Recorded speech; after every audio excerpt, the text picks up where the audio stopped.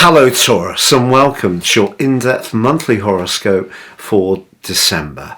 This is for the Sun or the Ascendant. I'm going to give you a broad overview of what to expect. Please stay with me. I will then dive deep to give you in much greater detail all the key influences and timings particularly relevant to your sign.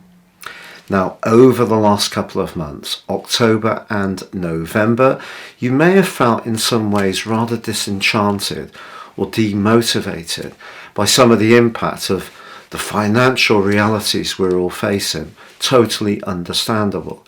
But I feel it's been a little bit more personal for you in some ways. Perhaps some of your idealism has been challenged by this new reality, and particularly in terms of some of the people that you've been connected to, especially friends. And that's because Mars has been in retrograde. It obviously moved into your sector of everyday money on the 20th of August, and it does provide some opportunities right through to the 25th of March next year to get on the front foot.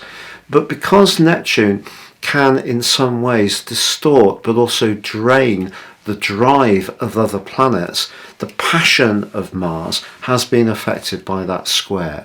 But the great news is that on the 4th of this month, Neptune ends its retrograde, and despite Mars still being twisting backwards through to the 12th of January, they're no longer within 3 degrees of that square. So I feel that this can give you a little bit more feist. Also, Venus, your ruler, is in an opposition with Mars in the early part of this month, but also forging a very stable link with Saturn. Now, Saturn too has been providing quite a challenge to you over the last couple of years. It's been in your sector of success, goals, ambitions, but also worldly responsibilities, which may have really weighed heavily, particularly if you feel that this is limited in some way your personal individuality or freedom, and that energy is coming from Uranus. And these two, which have been constantly coming into a square, that also ends as this month begins on the 3rd. So within 3 degrees, they're no longer as attritional in their relationship. Now, Saturn is going to be moving on the 7th of March into your sector of the future, your friendships, and also your highest hopes. So there's still a window of opportunity to make progress with your goals, but I feel that now things can just ease a little bit. So as we come into this new month, there's a really potent full moon on the 8th, which embraces Mars, but we also see planets moving, ingressing into your sister Earth sign of Capricorn. On the 6th, it's Mercury. On the 10th, it's your ruler Venus. Then we have the winter solstice, which occurs on the 21st, and the Sun moves there, all joining up with Pluto. And this is a very expansive mix, and I think as this year comes to a close, you may be really feeling quite excited about how you can shape your future. So please stay with me as I go through all of this in much greater detail. If you would like to ascend above this zodiac broadcast and understand what year 2023 will hold for you personally, if you give me 3 pieces of birth data of time, date and place of birth, I can give you your forecast. If you order it in year 22, you'll get the rest of that year free. Plus, in my special package, you can get your life roadmap, your character analysis. Having this will help you to understand some of the repetitive patterns that have come up in your existence, perhaps the more challenging ones, but also the ones that give you opportunities. And having a deeper understanding of those can help you to really flourish in this new year. In my special package, you can get 30% off, so please see the link beneath this video. Also, if you've yet to subscribe to my channel, I'd be honoured if you did so now. Please click or tap on the bell notification symbol. If you already have, thank you so much for your continued support and views.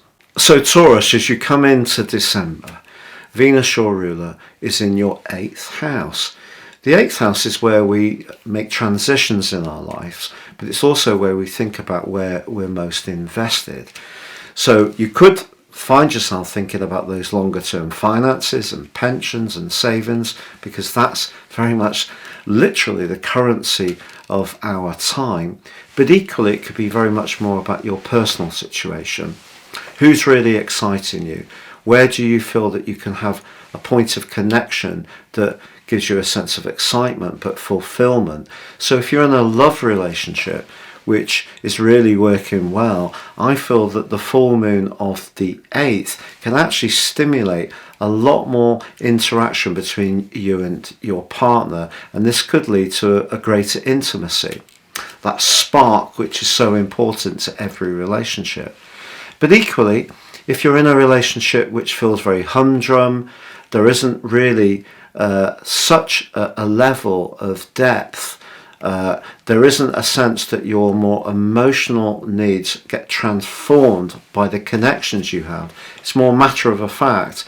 That could be something that you're really grappling with.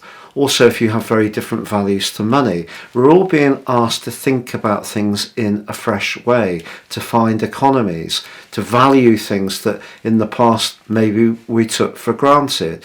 And if one of you is really on the case and happy to go with this, but the other one still wants to continue in the old way, that too is a conversation you may need to have.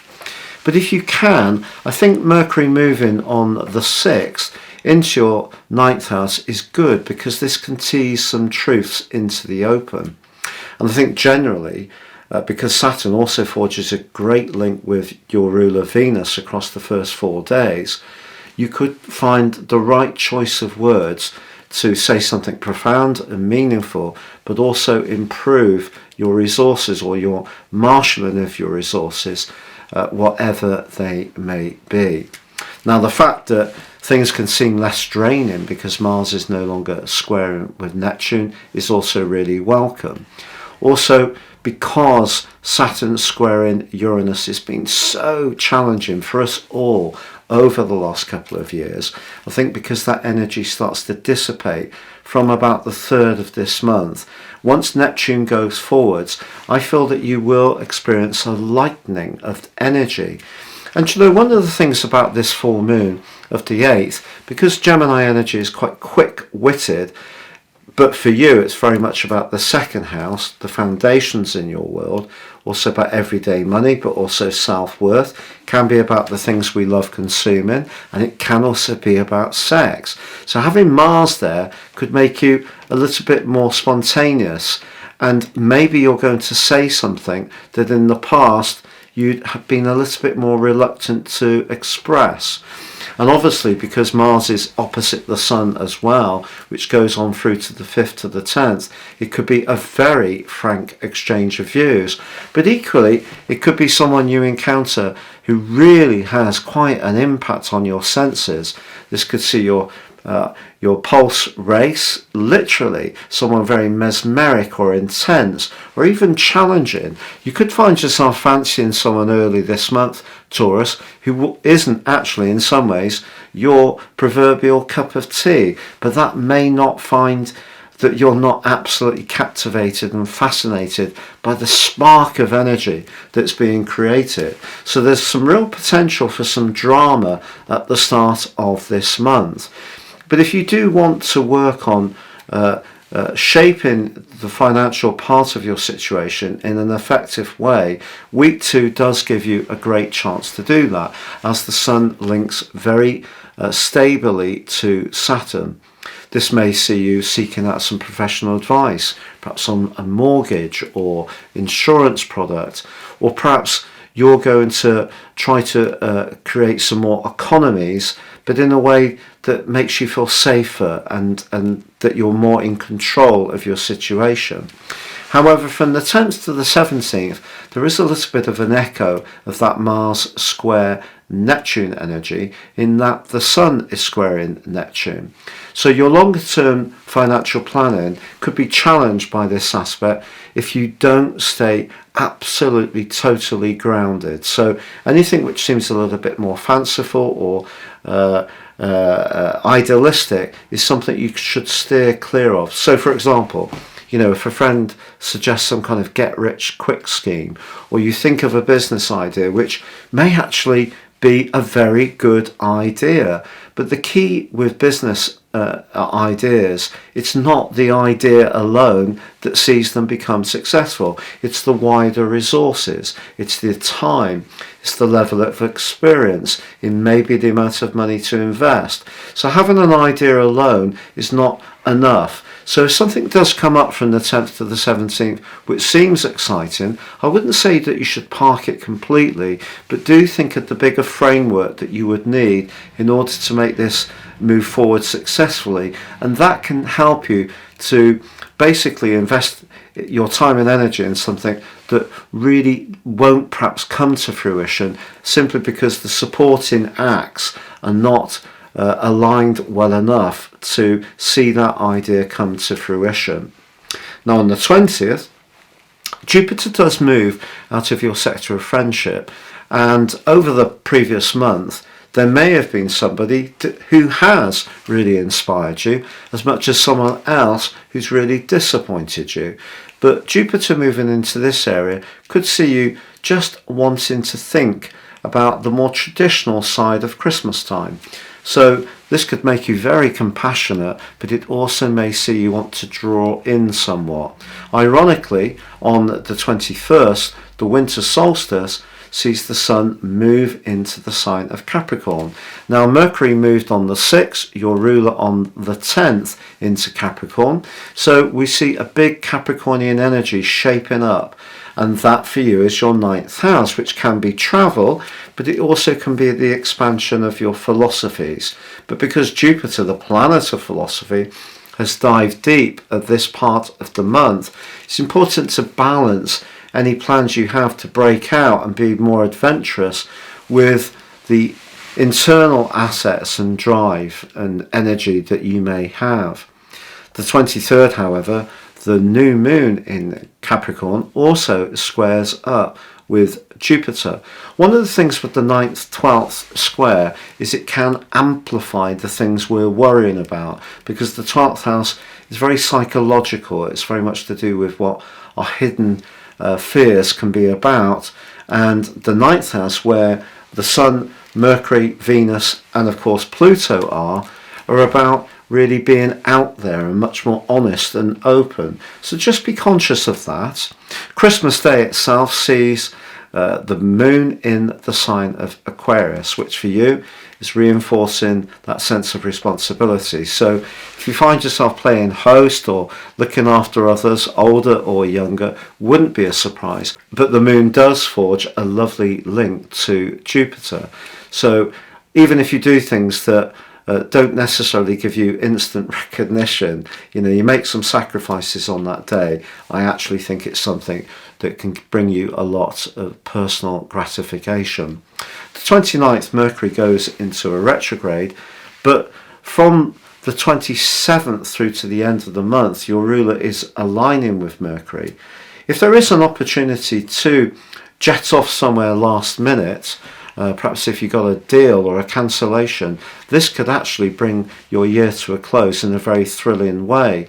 But also your ruler aligns with Pluto in the last 3 or 4 days of the month.